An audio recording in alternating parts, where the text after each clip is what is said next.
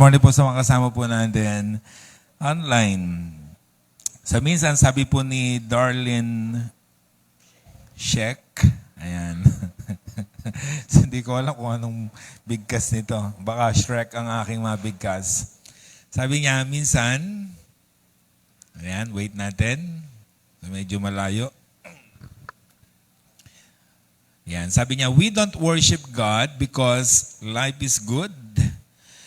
We worship God because He is good. And that is true. Sumasamba tayo sa Diyos, hindi dahil maganda ang nangyayari sa buhay natin, hindi dahil mabuti ang nangyayari sa buhay natin, kundi sumasamba tayo sa Diyos kasi napakabuti niya sa bawat isa sa atin. He deserves all the glory, honor, and praises na gagawin natin sa Kanya this morning. He deserves worship.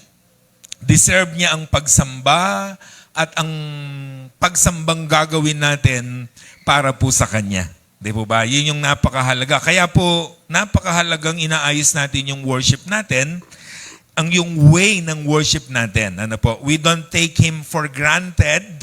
Basta na lang tayo pupunta. Di ba? Akala natin nag-worship tayo. Ano? So, kailangan sure tayong nag-worship tayo kasi nga deserve niya ang pagsamba natin na ginagawa sa Kanya. Like for example, yung last message natin, like Paul and Silas, they worship and praise and worship God in prison.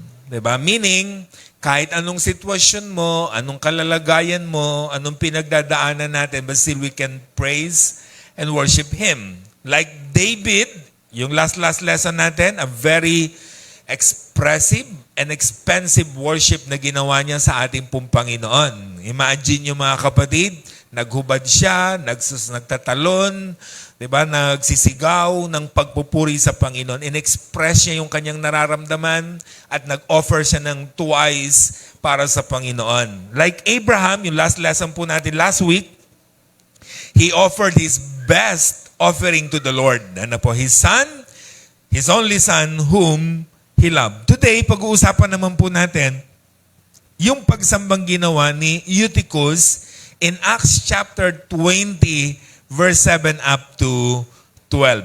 Baka merong similarity rin sa pagsambang ginagawa natin today. So, tunghayan natin ang pagsambang ginawa ni Eutychus from chapter 20, verse 7 to 12 ng Book of Acts. So, let's start in verse 7. Nang unang araw ng Sanlinggo, kami nagkakatipon upang magpira-piraso ng tinapay. Si Pablo'y nangangaral sa kanila hanggang hating gabi sapagkat aalis siya kinabukasan. Sa nakita niyo mga kapatid yung teksto natin, yung mga unang mga mananampalataya, kailan sila nagtitipon? Unang araw ng Sanlinggo, first day of the week. So the church gathered on the first day of the week. Ang mga unang mga tao noon, mga Jews, mga unang mananampalataya, nag-gather sila every seventh day of the week. Sabbath day. Ano po? Ngayon nagkaroon ng changes. Nagkaroon ng pagbabago sa gathering ng mga unang mga mananampalataya. So they gathered on the first day of the week, which means Sunday. Ano po? Nagdiriwang sila, nagsa-celebrate sila, nag-gather sila on Sunday. Ano po? There is something special kasi sa Sunday. So, nag-shift sila from Saturday to Sunday. Ano ba ang special pag Sunday? Bakit sila nag-shift ng Sunday to gather? Ano bang meron pag Sunday? Resurrection of Jesus Christ. Diba? So, they celebrate the resurrection of our Lord Jesus Christ. Di ba? Kaya nga, yung worship natin, di ba? Ginaya natin sila. We gather every first day of the week, Sunday, to commemorate the death and resurrection of Jesus Christ. Kaya nga, every Sunday, meron tayong Lord's Supper. Di ba? So, anong ginagawa nila sa kanila pong worship? Sabi nung verse, para ganapin ang pagpuputol-putol ng tinapay. So, breaking of bread, Lord's Supper. Number 2, hearing God's message. Diba? Nagpipreach si Apostle Paul. Yun nga lang, medyo mahaba ang preaching niya. Kasi sabi ng verse, nagpipreach siya mula gabi hanggang hating gabi. So meaning, kung halimbawa nag-start sila ng 6 p.m.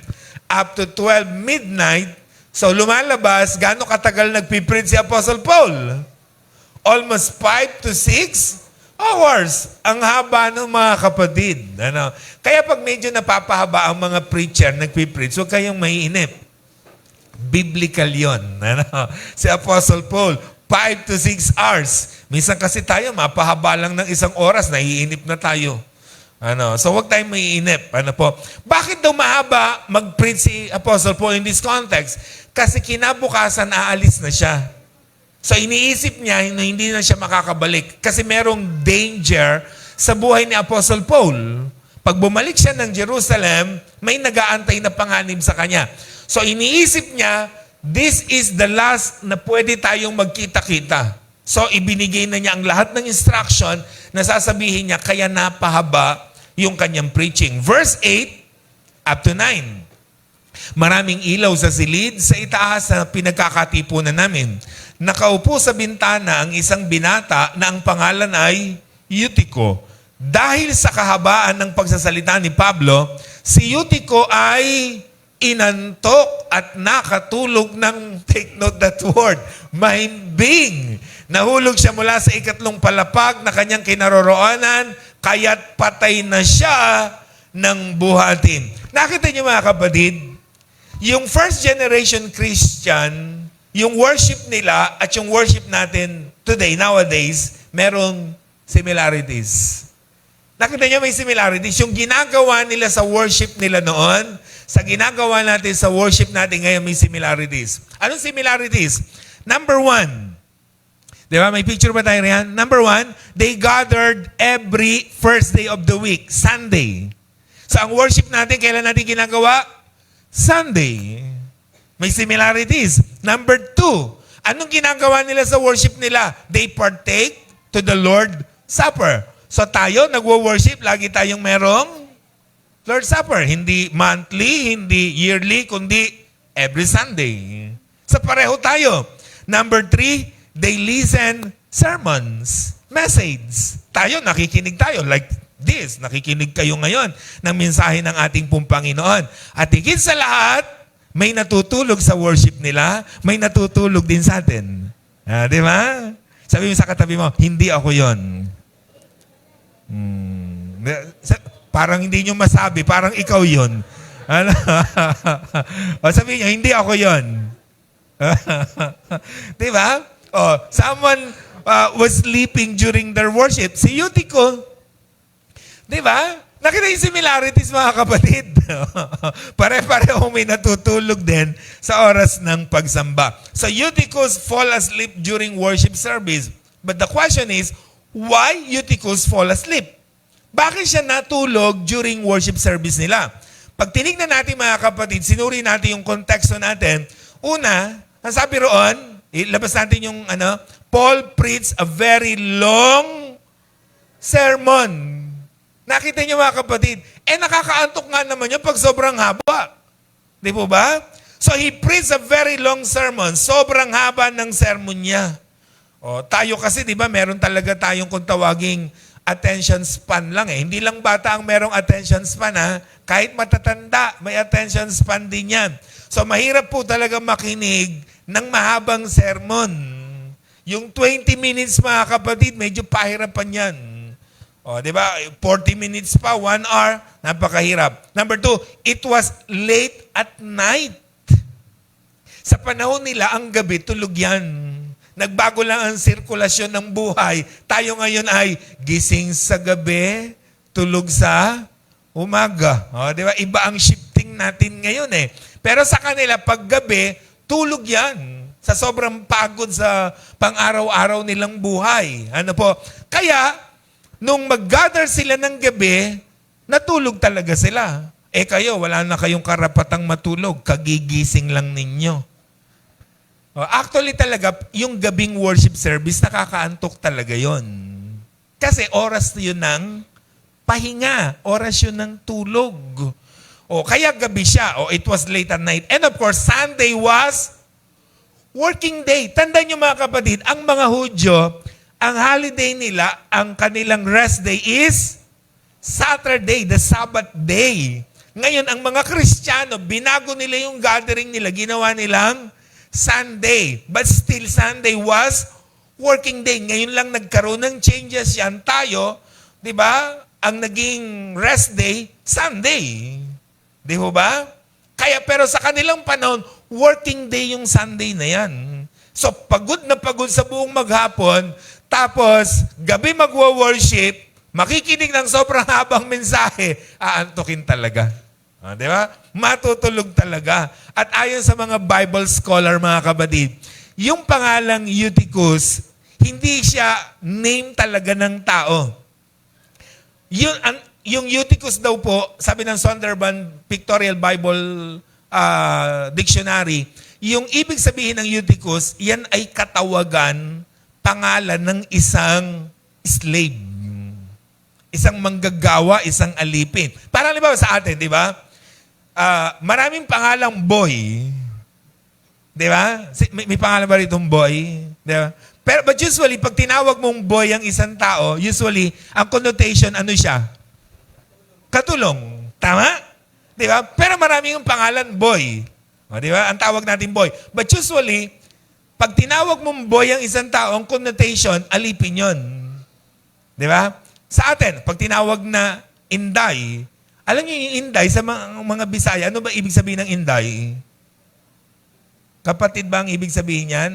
Or, di kasi ako marunong. Ano? Bunsong kapatid. O, di ba? Bunsong kapatid. Inday. Pero sa ating mga Tagalog, pag tinawag kang Inday, ano ibig sabihin nun? Katulong ka.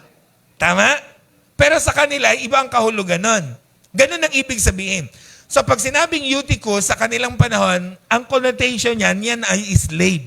So imagine nyo, working day niya yung Sunday, slave siya sa buong maghapon, tapos after niya magtrabaho, nag-worship siya, late at night, mahaba ang sermon, ano mangyayari?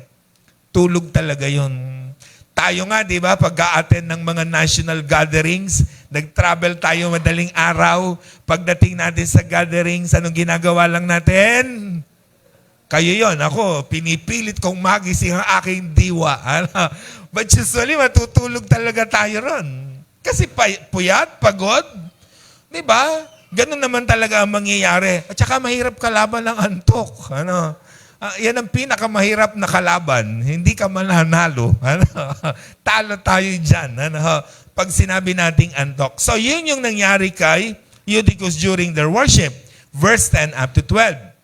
Nanaog si Pablo, niyakap ang binata, sinabi niya, "Huwag kayong mabahala, buhay siya." Muling pumanik si Pablo, nagpira-piraso ng tinapay at kumain. Pagkatapos nakipag-usap pa siya sa kanila ng matagal hanggang mag-uumaga, saka umalis, ang binata naman ay buhay na inuwi at ito'y nagdulot sa kanila ng malaking kaaliwan. So anong ginawa ni Apostle Paul dun sa binatang nahulog from third floor namatay? So anong ginawa ni Pablo? He raised Eutychus from death to life. So binuhay niya yung binatang namatay. Napakalaking eksena kasi nito, mga kapatid. Imagine mo, isang binata natulog sa worship, bumagsak, patay. Buti na lang, uso pa yung pagbuhay noon. Uso pa yung pagbuhay, bumubuhay talaga sila ng patay ang mga apostol. Kaya naman nung makita niya, hindi ka talaga bubuhay nung third floor eh. Patay talaga yon. Pero nung ginawa ni Pablo, binuhay siyang muli. Ang bait-bait ni Pablo. Di ba? Kasi ako halimbawa, natutulog kay Rian, tapos nabagok ang ulo niya, patay kayo, hindi ko kayo bubuhayin. Buti nga sa'yo, tutulog-tulog ka. Eh, hindi na uso sa atin ang bumubuhay ng patay.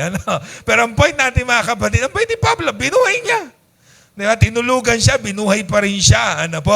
Then, nag-enjoy sila. Sabi ng verse, nagdulot ito ng napakalaking kagalakan sa kanila pong mga puso. Why? Because they saw a miracle. Isang patay, muling binuhay ni Pablo, diba, ng ating Panginoon through Apostle Paul. So anong lesson agad sa atin na pinag-uusapan sa worship natin?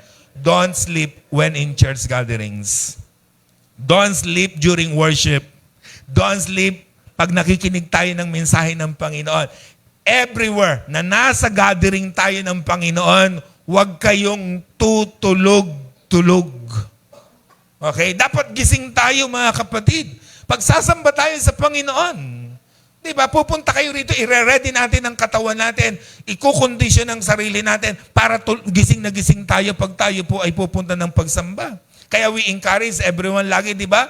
Pag oras ng kantahan, gumalaw kayo, kumanta kayo, para hindi kayo antukin. Pag upo ninyo, ready tayo. Di ba? Ngayon, kantahan pa lang, parang inaantok na kayo. Pag upo nyo, itutuloy nyo yun. Di ba? Kailangan gising na gising tayo. Meron bang panahon sa buhay nyo na gusto nyo nang matulog, oras na ng tulog, kailangang matulog na kayo, hindi pa kayo makatulog? Di ba may ganon? Binilang mo na lahat ng tupa, pati kambing binilang mo na rin, di ka pa rin matulog. Di ba? Uminom ka na ng gatas, di ba? Kung ano nung binasa mo, pero di ka pa rin makatulog. At kung paulit-ulit na nangyayari yan sa inyo, consult your doctor. May problema kayo. Ano ho? Hindi kasi normal yon. Kailangan natutulog tayo. Ano po? Meron din bang panahon sa buhay nyo na hindi pa kayo dapat tulog? Dapat gising kayo. Di ba? Tulad ngayon, worship service. Dapat gising kayo. Nagdadrive kayo, dapat gising kayo. May gagawin kayo, may tatapusin kayong trabaho, dapat gising kayo. Pero inaantok na kayo. Natutulog kayo. May panahon bang ganon? Di ba? Nangyayari din naman yan, di ba? Yung bang sinusuwag-suwag mo na yung laptop mo, ayaw mo pa matulog, pero inaantok ka na. Itulog na lang yon. Actually, pag ganyan, matulog muna kayo. Then, bumangon kayo, mag-alarm kayo, sabi nga, magkaroon kayo ng power nap kahit 30 minutes, then ituloy yung trabaho nyo. Bakit? Sabi ng Psalms 127 verse 2, "It is pointless that you get up early and stay up late, eating the bread of hard labor because God gives sleep to those He loves." Nakita yung mga kapatid, it is pointless. Alin daw yung pointless? Yung gigising ka ng sobrang aga, matutulog ka ng sobrang gabi dahil lang gusto mong kumain ng tinapay. Di ba? Sabi ng Bible sa atin, gusto ng Diyos na ang anak niya na minamahal niya natutulog din. Nagpapahinga rin. Di ba? Kasi nga, ang gusto ng Panginoon, nakatutulog tayo because sleep is a gift from God. Ang kailangan lang, inilalagay natin sa lugar. Sabi nga ng Ecclesiastes 3:1, "There is a time for everything and season for every activity under heaven." Lahat na nangyayari daw sa buhay natin, may panahon at pagkakataon. So there is a time to sleep, there is a time not to sleep. Diba? Kagabi, panahon ng tulog na tulog kayo. Ngayon, panahon ng gising, gising kayo dapat. Tama? Yun ang kailangan ginagawa natin. Kasi may panahon niya. Ang problema lang sa tao, ganito. Oras ng tulog, mga gising. Oras na dapat gising, mga tulog. Yan ang problema sa atin. Baliktad tayo. Para halimbawa, itong picture natin, di ba? Yung mga picture natin, baba natin. So halimbawa, di ba, nagtatrabaho. May point ba sa buhay niyo na sinusuwag ninyo yung laptop niyo? Ganun. Antok na kayo, may tatapusin kayo, pero antok na antok. Itulog nyo. May panahon din naman na kayo ba ay oras na ng tulog? Nabagsakan na ba kayo ng cellphone sa mukha? Anong ginawa nyo? Dinampot, tuloy ang attack. Di ba? Pag gano'n na ang nangyayari, itulog na ninyo yan. Ipahinga nyo dahil oras na ng tulog. Mark 4:38. Jesus was sleeping at the back of the boat with his head on a cushion. Nakita nyo mga kapatid, ang ating pong Panginoon, habang naglalayag si Jesus kasama ang mga alagad niya, tulog na tulog siya saan? Sa likod ng bangka. Bakit siya natutulog? Maghapon siya nagministeryo, gabi na yon. Tapos nasa likod pa ng bangka para siyang itinuduyan. O di natulog. Kasi oras na ng tulog, oras na ng pahinga. Kasi itinuturo ng Panginoon sa atin, hindi masamang magpahinga, hindi masamang matulog. Dapat inilalagay lang sa lugar, sa tamang panahon at tamang pagkakataon. Ano po? At kapag nasa church, nasa gathering ng Panginoon, nasa gawain ng Diyos, hindi yun ang right time to sleep. Di ba? Huwag matutulog. Ngayon, kung dito sa church, matutulog lang din kayo, magpanjama na kayo. Di ba? Imagine, tingin mo katabi mo, ang ganda-ganda ng suot, tapos matutulog lang. Di ba? Ang pangit naman. Ano? So, pag ganyan ang plano nyo sa buhay, sa susunod, magpanjama kayo. Ano? Kumuha pa kayo ng yung una na pahaba, o magdala kayo rito. Ano? Yakap-yakap nyo. Kasi matutulog lang pala kayo sa pagsamba sa ating pong Panginoon. Ano po? So, kailangan inilalagay sa lugar.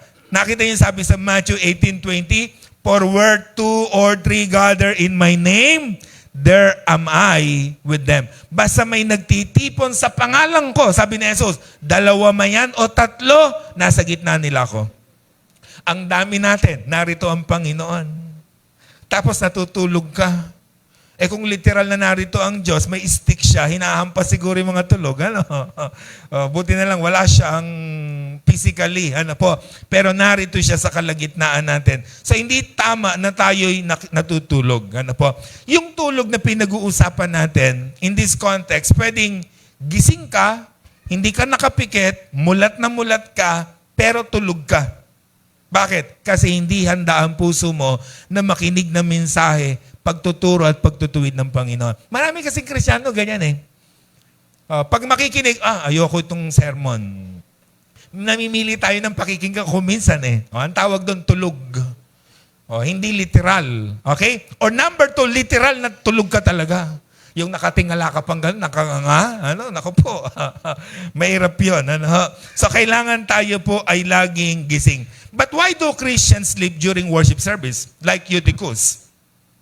Bakit ba natutulog tayo kuminsan pag nasa gatherings tayo? Nasa mga pagtitipon ng mga banal? There are lots of reasons kung bakit ang Kristiyano inaantok during pagsamba, during worship, during listening the message of the Lord. Like for example, number 1, baka diabetic. Alam mo mga kapatid, proven yan. May scientific proof yan na yung mga taong diabetic, antukin sila. Alam yan ng mga diabetic. Sino mga diabetic dyan? Yan yung mga antukin na tao, mga diabetic. Lagi yan inaantok. Hindi ko sinasabi sa church, ha? But usually, pag diabetic ka kasi, yan ang sinasabi nila eh. Proven yan. Lagi silang inaantok. Naiidlip. Po? Kasi meron silang dinaramdam sa katawan, tapos ginagamot nila yon. So ang ending, nagkokos ito ng tinatawag nating pagkaantok sa kanya. Kaya kapag ang katabi nyo hikab ng hikab, inaantok, napipikit, tanungin nyo, diabetic ka ba? Pag hindi diabetic, sikuhin mo, hindi ka naman pala diabetic, tok-kantok ka. Gumising ka. But usually yan. Number 2, nagte-take ng medication. Diba? Ng medicine. May medication. Kasi may gamot na nakakaantok talaga. Kasi usually, di ba, majority naman ng gamot yan. Kasi nga may ginagamot sa atin. Po? At isang way niya para pagalingin ka, kailangan pakalmahin ka, patulugin ka, i-rest ang katawan mo. Kasi yun ang kailangan madalas. Di ba ng katawan natin? Majority naman kasi ng sakit natin, kung hindi dahil sa pagkain, dahil sa sobrang pagod. Di ba? So kailangan yung medication mo, yung gamot na iniinom mo, talagang i-relax ka niyan, patutulugin ka. Kaya usually, kung halimbawa, may meron kang maintenance, 10 ang maintenance mo, ininom mo yung 3 ngayong umaga, kaya minsan parang inaantok ka during worship. Diba? Minsan ganon. Po, yun nangyayari. Or number 3, dahil yan sa edad. Nasa edad yung pagiging antukin. Kapag kayo po'y nagkakaedad na, lalo na sa mga senior na, mga antukin po talaga yan. Alam nyo kung bakit? Kasi pag senior ka na, ang tawag natin dyan, mga kapatid, mahirap na silang gumawa ng tulog.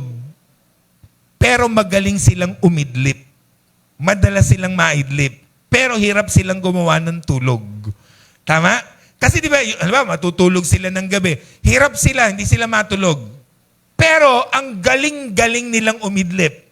Tingin yung mga matatanda, minsan sa bahay, nanonood ng TV, nakanganga, tulog. Patayan mo ng TV, sisigawan ka. Ano sabi? Gising ako, nanonood ako, ba't mo pinatay? Nakita niya? Totoo ba? Oo. Kasi ganun yung matatanda. Naiitlip lang sila. Pero hindi dire-diretso ang tulog nilang ganun. Kasi ang tulog ng matanda, ang tawag ko dyan, installment. Halimbawa, sa gabi, natulog silang 2 oras, ganun lang yan eh. Ang matatanda, halimbawa, matutulog alas 12, ang gising niya alas 2, alas 3. Hindi na siya matutulog. Pero madalas siyang umidlip. Tama? Kasi nagpupuno siya. Di ba? Para mapuno yung 6 hours. Di ba? Yung 8 hours niya. Kahit yung katabi mo, baka nagpupuno. Ano? Diba? Baka nahihidlip. Pag nahihidlip pa matanda, sabi mo, nagpupuno ito. Kulang ang tulog nito. Ano? Or number 4, late show. Puyat ka gabi. Kasi tandaan niyo mga kapatid, pag puyat ka sa gabi, usually talagang aantukin ka. Tandaan niyo ito mga kapatid. Ang tao, pag sobra sa tulog, kusa siyang gigising. Tama? Pag sobra na yan sa tulog. Pero ang tao, pag kulang pa siya sa tulog, minsan kahit anong gising mo, hindi pa siya magising-gising kasi kulang pa eh. O, ganun ang point niya mga kapatid. Ano po? Kaya kung nagpuyat ka sa gabi, talagang ending niya aantukin ka sa umaga. Ang haba-haba pa ng sermon, talagang matutulog ka riyan. Ano po? So, bakit ka napuyat? Ano ba kinapupuyatan paggabi? Kaka-cellphone, kakapanood ng TikTok, kakagawa ng content, o kung ano-ano pang mga ginagawa nyo pag Sabado. Kaya we encourage lagi mga kapatid, pag Sabado, mag-rest ang katawan. Di ba? Kasi ire-ready mo ang katawan mo sa worship natin sa Panginoon, dapat buhay. Di ba? Yun ang ibinibigay natin sa Kanya. Kung hindi kaya dahil mayroong mga pagkakataon kailangan mapuyat, okay lang. But usually, kung wala namang kagawin, manunood ka lang ng TV, itulog mo na lang. Para kinabukasan, ready tayo. Lack of interest, di ba, is another. This is the major cause of sleeping during sermon. Hindi ka interesado. Listen mga kapatid, bakit si Eutychus naroon sa may bintana nakaupo? Sige nga, paikutin natin ang utak natin. Bakit siya naroon sa may bintana, doon nakaupo? Mahangin. Another? Tingin nyo? Hindi siya interested, most probably. Di ba? Kasi ang daming upuan doon, sabi pa nga, ang daming ilaw eh, hindi lang sinabi yung daming upuan. So maganda siguro yung place nila. Pero bakit niya pinili doon sa likuran, sa may bintana? Malamig doon? Di ba? Meron siyang ibang extracurricular doon? Di ba? Not interested. Bakit sa church, hindi napupuno itong unahan? Bakit napupuno yung nasa tagiliran agad? Bakit gusto sa likod? Di ba? Madaling tumakas pagkatapos. Marami tayo. We don't judge people, ha? Kahit nasa naman tayong lugar, basta interested tayo. But usually, mga kapatid, yung movement natin sa worship service, nagpapakita ng kung gaano tayo ka-interesado. Like for example, bakit kapag, may ayuda, saan nyo gusto? Pilahan. Ano gagawin nyo? Misa nga, sumisingit pa tayo. Kung makikita, uy, nariyang ka pala. Hanggang sa masingit ka ng ganon. Di ba? Pupunta ka pa rin sa likuran, di ba? Naku, haba naman ng pila. Di ba? Ayaw mo ron. Pero pag sa worship, ayaw mo sa unahan. Pag merong handaan na aatinan kayo, saan kayo naupong table? Sige nga. Di ba dun sa kalapit ng buffet? Dito tayo. Sa malapit sa buffet, tayong unang tatawagin. Pag pinatayo na, malapit tayo, makakapila agad. Bakit nyo gustong malapit sa buffet? Para kapag tumayo na, mabilis kayo. Pero pag worship, ayaw nyo sa unahan. No choice na lang yung iba. Nahuli kayo, kaya nariyan kayo ngayon. Di ba? Kaya usually, maganda rin naman. Pag nalilate kayo, sa unahan kayo lalagay. But usually, hindi natin gusto sa unahan. Nagpapakita ko minsan yan ng kung gaano tayo ka-interesado doon sa worship natin. I'm not saying hindi interested yung nasa likuran. Okay ha? Baka ma-misinterpret nyo ako. But sometimes mga kapatid, doon pa lang sa way natin, nagpapakita na agad na gusto ko talagang makafocus sa worship. Actually mga kapatid, ako personally, ini-encourage ko kayo. Bagamat ko, konti lang yung unahan ha. Baka mag-unahan kayo next week. Di ba? Alam nyo kung bakit maganda sa unahan? Less distraction. Kasi pag nasa likuran ka, lahat ng dadaan, nakaganon ka. Wala ka na uli kay Brother Francis. May rarating. O, di ba? Di ba? Less distraction ka pag nasa unahan ka. Kasi focus ka. Sa praise and worship, focus ka. Sa message, focus ka. In everything na ginagawa natin. Di ba? Kaya maganda sa unahan. Ano po, ng mga gawain po natin mga kapatid. So, ugaliin natin yan. Maganda po yun. And of course, listening a very, very long sermon. Imagine yung mga kapatid. Di ba? Pag nagpipreach, ang haba. Ako personally, mahaba na ako mag-preach eh.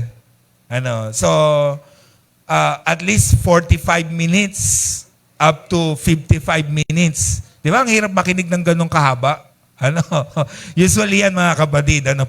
So, tingnan nyo sabi ng chapter 20 verse 7 to 9. At si Pablo'y nangangaral sa kanila hanggang hating gabi.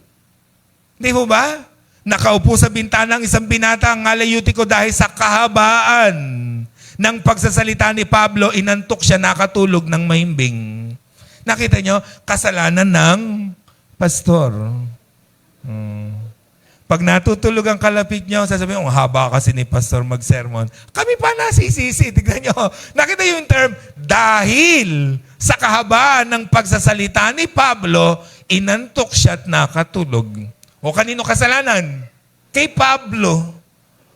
Di ba? Sa pastor. Di ba? Ganun yun. Kasi ang haba. So, he was listening to a very long sermon kaya siya inantok. So meaning, anong tawag doon? Preacher factor. Sometimes, di ba? Nagiging preacher factor yan. Isa po kasi sa possible reason kung bakit sa bintana siya nakaupo, ayaw niya kay Pablo. Bakit siya inantok, ayaw niyang makinig kay Pablo. Di ba? Alam niyo mga kapatid kasi, yung haba ng message ko minsan, mahirap yon. Tayo kasi sabi ko sa inyo, meron din tayong, kung tawagin natin, attention span. Yung bata, di ba, yung mga Sunday schoolers natin, yung mga beginners, sandali lang yan eh. Kaya di ba, ang lesson yan, at least 3 minutes, tas more on games, coloring, etc., etc. Kasi yung attention yan, wala dun sa sinasabi mo. Meron kasing attention span ang lahat ng tao. Kahit tayo may attention span. Di ba? Kaya alam nyo, sa amin as preacher, yung first 5 minutes na tatayo kami rito is very crucial. Alam nyo bakit? Lagi ko rin sinasabi ito, yung 5 minutes, doon sa 5 minutes, pag hindi ko nakuha ang attention nyo, the rest ng sasabihin ko, wala na kayong attention. Alam nyo yan. Basta nakikinig kayo sa isang lecturer, isang nagtuturo sa inyo and everything, pag first 5 minutes niya, hindi niya kayo nakuha, the rest, wala kayong attention. Totoo yun. Di ba? Kaya pag meron tumayo sa harapan, first 5 minutes, hindi na niya kayo nakuha, wala na. Buti na lang ako, naglalakad pa lang ako ron, kuha ko na attention niya eh. Joke. Diba? Sabi ng Gawa 18:24, dumating sa Efeso ang isang Hudyong nagngangalang Apolos. Siya'y taga-Alejandria, mahusay magtalumpati, maraming alam sa banal na kasulatan. Maraming nakikinig sa kanya, marami siyang nahihikayat. Ang pangalan niya'y Apolos kasi napakagaling daw niyang magsalita. Si Pablo, kakaunti na nga ang nakikinig, natulog pa. Mabigat yung ang nangyaring ito. And of course, working the midnight shift. Isang dahilan yan kung bakit natutulog sila sa worship service. Halimbawa, sa church na pinanggalingan ko, bago sa inyo, kasi dati meron kaming 4:30 a.m. Ngayon 5 a.m. siya. Nag-shift kami, masyado kasing maaga before. 4:30. Kaya yung mga nagtatrabaho ng midnight shift, hindi na umuwi yon. Diretso na sila sa simbahan, para mag-worship. Yung nga lang talagang inaantok sila. Pero at least nagpunta sila. Kasi kung sa bahay sila nagdiretso, tuloy na talaga ang tulog nun. Hindi na makakabalik yung para mag-base. Kaya minsan, nasa church sila, naka-uniform. Hahangaan mo naman yung ganon. Di ba, nakakatuwa yung ganung mga, kahit nasa midweek service natin, usually yung iba galing pa sa work, sa office, nagdidiretso ng midweek service, nakakabilib yung ganyan. Kahit matulog sila, okay lang. Ano? Di ba? At least, medyo makukurot natin. Naglalakad tayo, oh, tulog ka. Ano? Oh, midnight shift, minsan ganon. Sa napakaraming reason kung bakit ang tao natutulog sa pagsamba. Listen mga kapatid, hindi natin sinasabi itong 8 dahilan na yan para bigyan ng rason ang bawat isa para matulog sa gawain. Okay, hindi ganon. Ang sinasabi lang natin, pwede natin silang intindihin. Pwede nating unawain. Ano po? Pero kung napapadalas, kailangan naman natin silang gisingin. Ano? Para hindi maging normal ang pagtulog natin sa gawain ng ating pong Panginoon. Ano po? Kasi kung matutulog kayo, sa susunod, patatanggal na natin aircon, lahat tayo pawisan na lang. Kasi mas hindi tayo matutulog. Ano? Pag namamaypayan tayong lahat. Ano po? So alam niyo po ba kung bakit hindi dapat natutulog sa oras ng pagsamba? Una, kapag natulog kayo sa gawain ng Panginoon, lugi ka. Sabi mo sa katabi mo, lugi ka. Di ba? Na-experience nyo bang manood ng sine? Okay. Magkano ba ang sine ngayon? Alam na alam nyo, brother, ha? Parang kanunood nyo lang, ha? Kasi nung nanood ako dati, 45 pesos pa, eh. Di ba? 300 plus. Imagine nyo, ang mahal ng sine. Nanood kayo, pumasok kayo, tas natulog lang kayo sa kalahati. Anong tawag doon? Lugi ka. Nagbayad ka ng mahal, tinulugan mo yung kalahati. Anong tawag doon? Lugi ka. Sayang. Di ba? Manunood kayo ng concert, manunood kayo ng play. Yung kalahati napanood nyo, yung kalahati tulog kayo, anong tawag doon?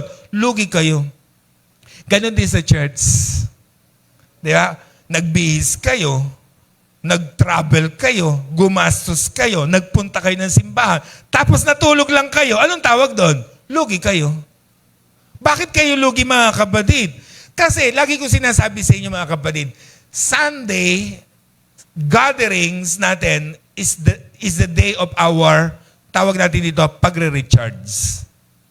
Para muli sa araw ng bukas, meron tayong baon-baon na lakas sa mga challenges na haharapin natin.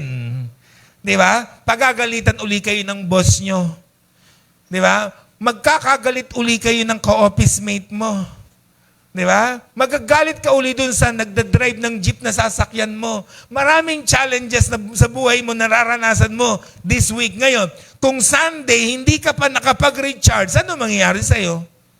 Magkakaroon tayo ng problema. Kaya lagi natin challenge ang lahat mga kapatid, huwag liliban paglinggo. Kasi panahon natin yan to recharge. Cellphone man, nalolobat, kailangan mong i-recharge. Ngayon, kapag yung cellphone mo, hindi mo ni-recharge, hindi mo na siya magagamit. Kaya napakahalaga ng pagdalo natin sa pagsamba. Kaya kung hindi tayo gigising sa mga gawain, natutulog tayo, lugi tayo. Tingnan mo katabi mo, lugi na ba siya? Ano? O groggy siya? Ano? Dahil pupungas-pungas na ang mata. Ano? Number 2, pagtulog kayo sa gawain ng Panginoon, nakakahiya. Nakakahiya sa katabi nyo. Pagtatawanan kayo, ise-selfie pa kayo niyan. Yung nakatingala kayong gano'n, nakanganga. Kasi se-selfie kayong ganyan, oh, delikado yun. Ano? Di ba? Nakayukayok ang ulo nyong ganyan. Ano? Tapos pipicturean kayo, pagtatawanan kayo. Anong tawag doon? Nakakahiya. Di ba? Mahihiya tayo. Alam niyo before, tayo Church of Christ, yung form ng program natin dati sa worship service, yung part 2, kasi dati di ba may Bible study pa yan usually. Sa first part, kakanta ng himnaryo, then processional.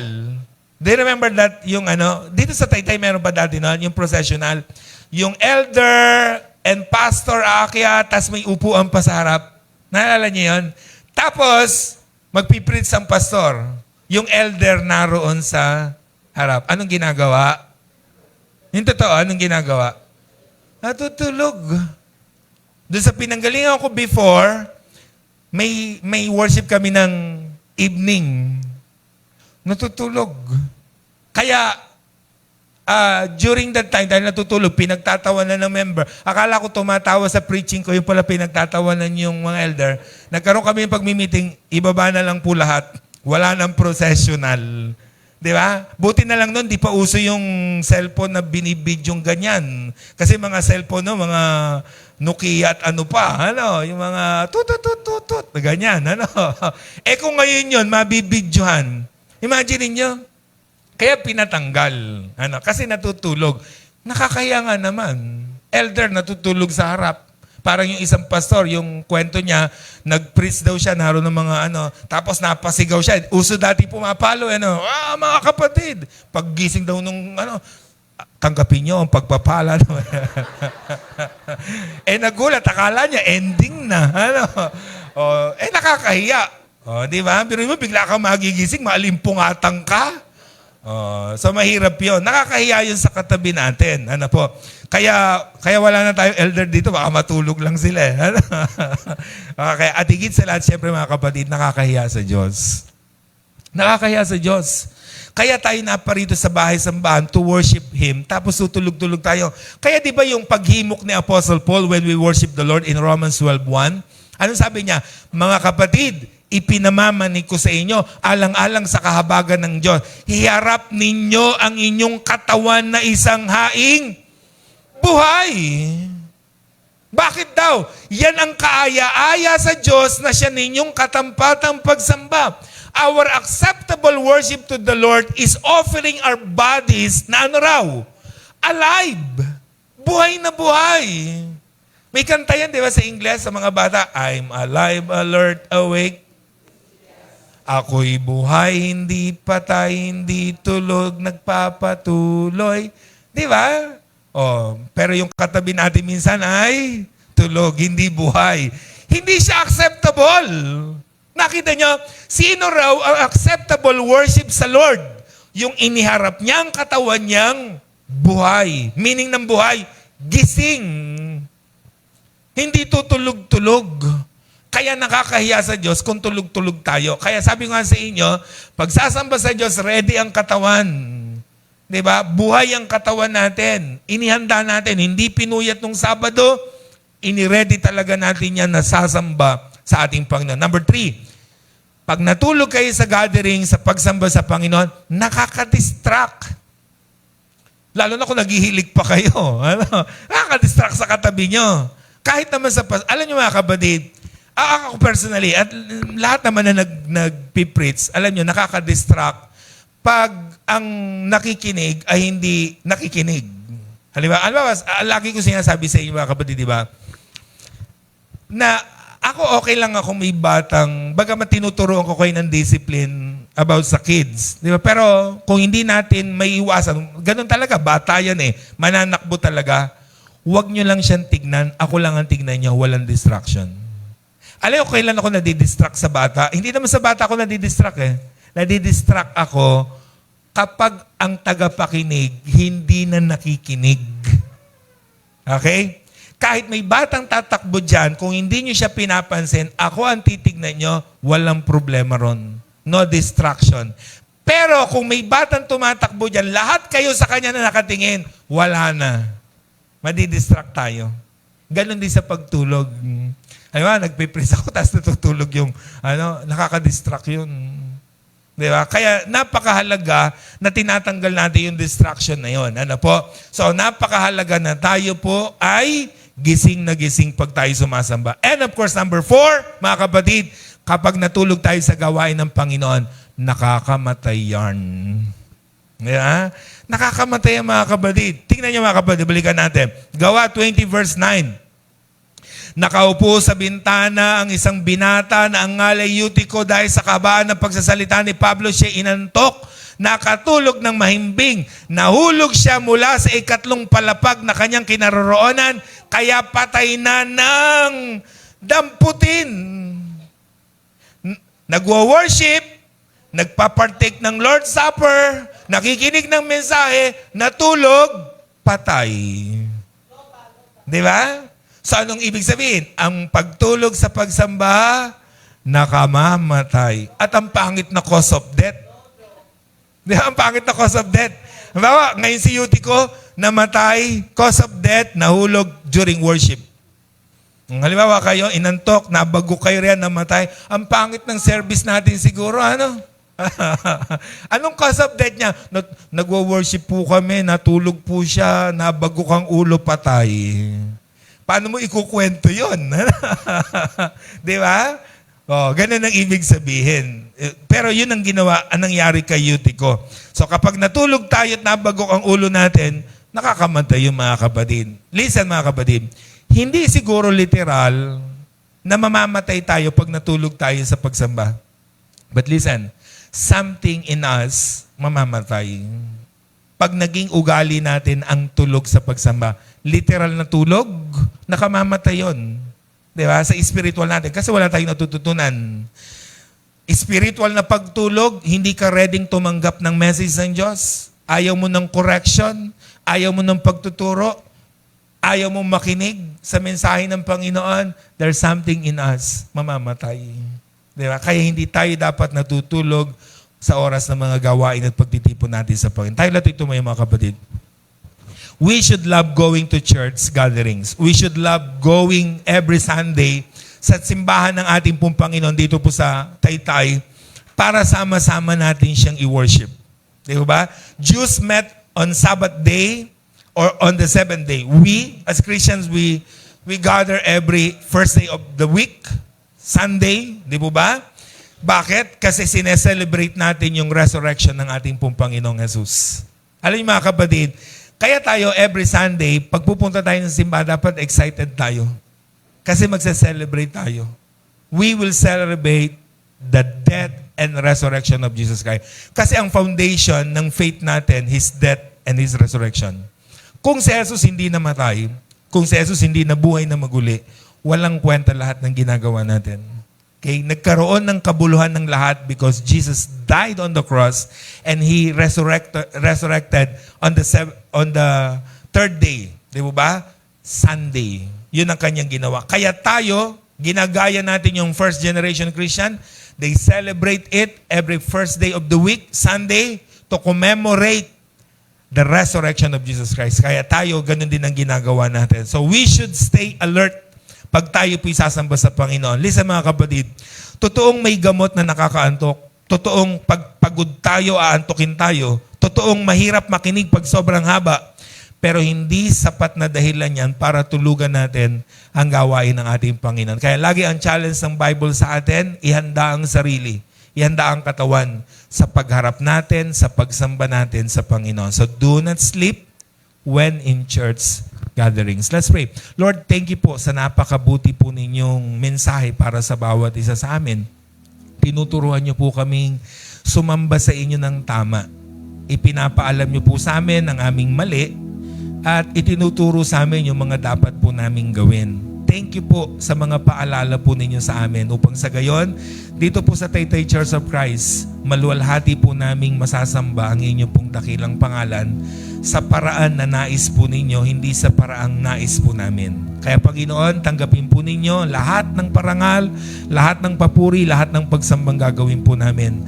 Every gatherings po namin dito po sa Taytay Church of Christ. Nawa po Panginoon, laging gising ang aming diwa, gising ang aming puso, gising ang aming pong katawan, nasasamba at luluwalhati sa inyo pong pangalan. Muli ang blessing po ninyo sumagana sa amin in Jesus' mighty name. Amen.